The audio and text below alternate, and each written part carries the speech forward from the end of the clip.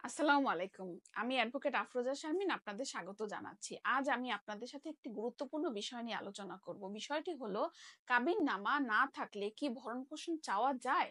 হ্যাঁ, কাবিননামা না থাকলেও স্ত্রী তার স্বামীর কাছ থেকে ভরণ-পোষণের দাবি করতে পারেন, যদি বিয়ের বৈধতা প্রমাণ করা যায়। কাবিননামা হলো একটি গুরুত্বপূর্ণ দস্তাবেজ, কিন্তু এটি না থাকলে বিয়ে অবৈধ হয়ে যায় না।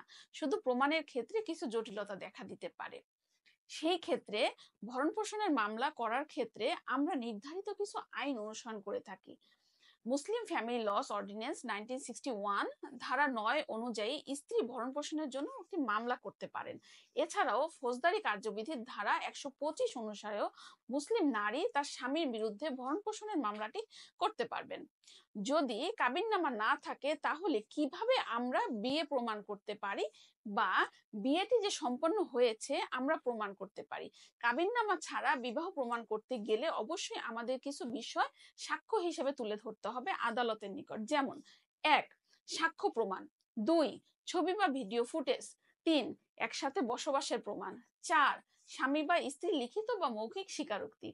সুতরাং আদালত কেবল কাবিননামার অভাব দেখেই একটি মামলা খারিজ করে দিবে না। যদি স্ত্রী প্রমাণ করতে পারেন যে তাদের মধ্যে বৈধ মুসলিম বিবাহ হয়েছে, তাহলে ভরণ-পোষণের মামলাটি গ্রহণযোগ্য।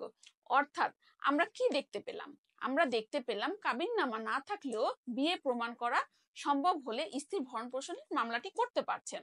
আদালত স্বামীর উপার্জন ক্ষমতা, স্ত্রীর আর্থিক অবস্থা এবং সন্তানের প্রয়োজন বিবেচনা করে ভরণ-পোষণটি নির্ধারণ করবেন। ধন্যবাদ।